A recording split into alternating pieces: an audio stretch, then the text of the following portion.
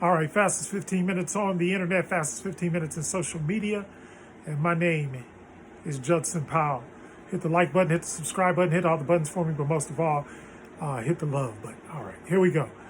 All right, something that's been on my spirit, on my heart lately, and so I wanted to come to y'all with this because of the fact that it's kind of important, and it's talking about feelings. And I know a lot of times, in a lot of different religions, they talk about, the way you feel and all that kind of stuff. Well, and we always tell you, don't get caught up in your feelings. And people talk about that stuff all the time, being caught up in your feelings. Well, the reason why I came to you today is because I want to tell you about the difference in feeling. And I'm talking about physical feelings. I'm talking about your eyes, your ears, your mouth, your nose, your hands, etc. There's a difference between that and becoming intuitive. And when your feelings tell you something, then the best thing to do is to listen to your feelings. Like there's always like something that you can do better if you listen to your feelings, and if you're married, if you listen to your spouse, because your spouse is there to help you, not to hurt you. And I'm talking about if you have a good relationship with your spouse, and you should have a good relationship with your spouse. And if you don't, then what you have to do is you have to spend time to develop that relationship. And so what happens is a lot of times people do not trust themselves. So when we talk about know thyself and to thine own self be true, and then we tell you things like meditate, do yoga, do things that are, running, things like that. Those are things that are going to help you to become intuitive and to go inside of you, because all of your power, whether you realize it or not, is on the inside of you. Until you get to your seventh chakra. And by the time you get to your seventh chakra, you're pretty much ready. You're pretty much ready to leave this body. And I'm not saying that's not 100% true, but some people say that when you get to that seventh chakra, because you know that the crown chakra is outside of your body, it's here. Okay, it's once your spiritual being can ascend. And so that's why we have things like ascended masters. Once you become a master and then you ascend, you just get what some people would call enlightenment, and you become enlightened. Well, when you reach the sixth chakra, which is the pineal gland, and opening your pineal gland, and once you get that open, then you will be able to see vision. And I tried to. The other day, it was funny because I was talking to my son, and I was telling him about you don't do things, according to sight. You can do things according to vision. Well, put it this way: you do big things according to vision. Vision is operation of your spirit and your soul. All right, that's what vision is. Sight is just what your eyes can see. Right there or whatever. So whatever your eyes can see, that's your sight, but then you also have your vision, and your vision is very, very important. And so what I'm telling you now is learn how to develop your vision, because and you learn how to develop that by going inside of you, by going if you go through all of the chakras, as you go up through the chakras and through the energy in your body, at some point you will realize that is something that you need, and it's something that the Most High provided you with, so that you would be able to negotiate the angles of this earth. All right, so you have everything inside of you that you need in order to cope, in order to negotiate, as long as you do it from vision and not by sight. And that's how come I remember, in the Christian church, they always say you walk by faith and not by sight, which is true. But I would like to change that to you walk by vision, because using the word faith is a bad word to use. You don't have to be faithful when you have a vision or you have sight. If I can see something, if I want a Coca-Cola, and I go and I go in the store and I see Coca-Cola, I go up to the counter, I got money, I purchase it, I got Coca-Cola. But if I say I want to own the Coca-Cola bottling plant, then that's different.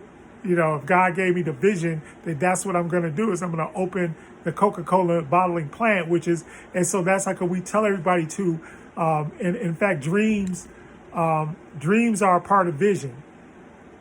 So dreams are definitely a part of vision. So when you look at things like that, you have to think, okay, if I'm dreaming something, I keep on dreaming it repetitively, and that's one of your states of consciousness. So we talk about consciousness, and that's what being woke really is. Being woke is not that all of Malcolm X's speeches or that all the history of your ancestors or anything like that. That's not necessarily being woke. Woke is when you can use the knowledge for wisdom, because once again, you start off with knowledge, but the way that you use the knowledge is called wisdom. So the way that you use that knowledge is wisdom. And so you're trying to obtain wisdom, because everybody can obtain knowledge. That's easy. But to obtain wisdom is a whole different story. And also, once again, going back, dreaming big. Don't be afraid to dream big. And then once you dream big, then what you have to do is you have to practice the manifestation skills, the law of attraction, things like that. Those are the things that you need to start to study and get the knowledge, and then use the law of attraction in order to bring things to you. The other thing is use your vibration, vibrate higher. The higher you vibrate, the better off you are. Just like right now, I got blockages in my throat chakra, which is like driving me crazy because I want to say things, and I don't know if it's the Most High telling me not to say things, or if it's just my own consciousness telling me not to say or do things. But either way, I'm pushing through. But the bottom line is gain vision.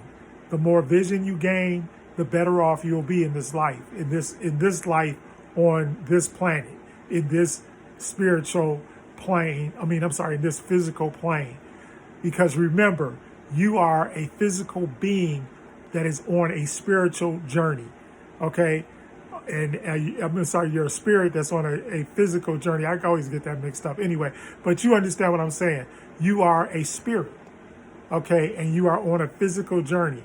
Eventually, one day, no matter and I read an article today that said that the human body, if taken care of properly, could last for 150 years. Although I don't know anybody that's in my lifetime that's lived that long.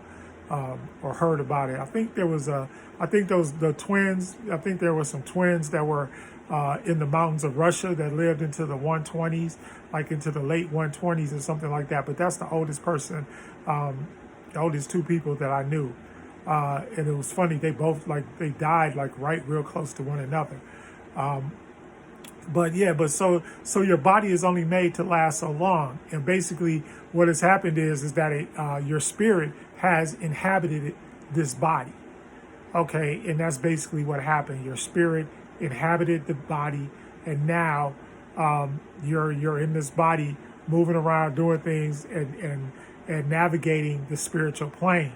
And so the whole thing. So that's why the whole thing is that you have to realize that you're a spirit and that you belong to the spiritual world. And then other people talk about the soul or soulmates and stuff like that, which, sometimes, and I've had a lot of talks with different people about this, but I don't think that there is such thing as soulmates, okay? Because your soul is unique to you.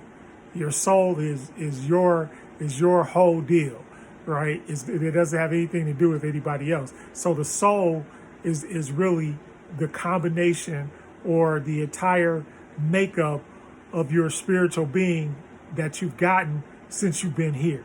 on this physical plane. So it basically is all the events, all the things that you've been through, all the things that you've experienced, all the people that you've met, all of those things are the combination of your soul, and that's what makes up your soul. And basically you can control that, because you can say, well, look, I don't want to be in this situation. I don't want to be in this, predicament. Or, some people, they have other people telling them what to do their entire life.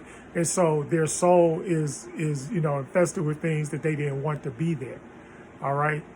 And then we further, just to further clarify, that's why in spirituality, we don't really talk about sin. We talk more so about balance. You want everything that you do, you want it to be balanced. You want it to be in balance.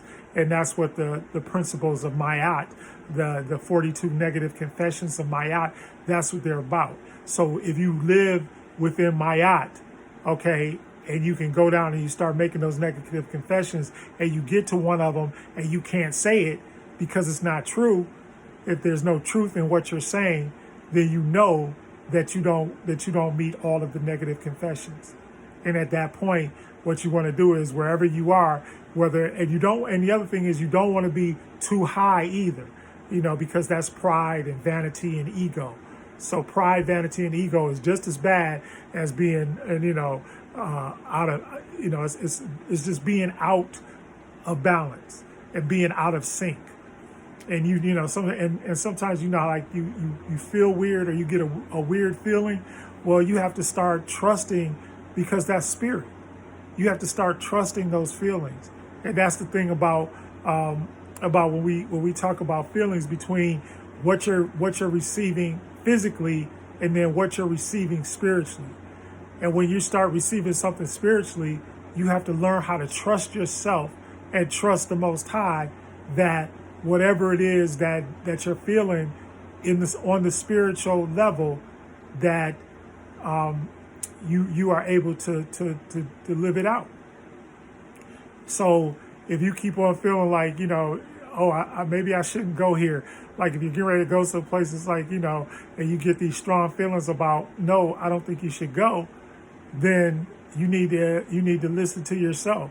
And men, I know y'all gonna hate this one, but men, you need to listen to your woman.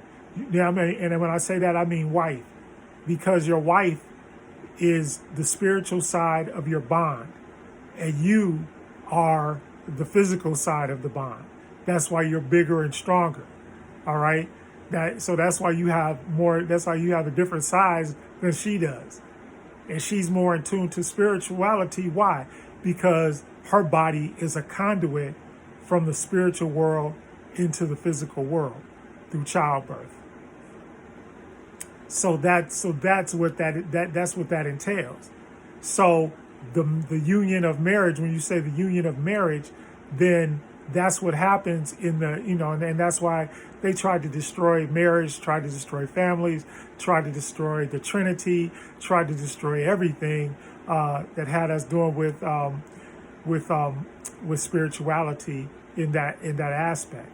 So like look at Heru, was the combination of Aset and Asar, and Heru is the combination, is the child of Aset and Asar. All right, that was the original Trinity: mother, father, and offspring. And not necessarily, and just remember that's an example, but it doesn't have to be like 100% like that every time.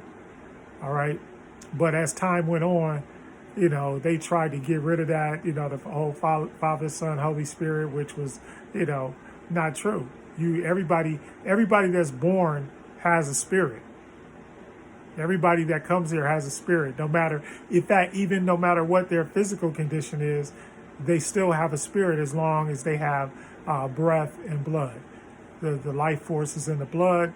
The breath is the breath of life. All right. So just remember that it was so start trusting yourself. First of all, get into yourself. Meditate, deep thought, meditation, prayer, all of those things. Get into yourself, yoga, exercise, and all that kind of stuff. That's the stuff that makes you feel better. Anyway, fastest 15 minutes is up. My name is Judson Powell. Hit the like button, hit the subscribe button, but most of all, when you're feeling something, hit your own buttons.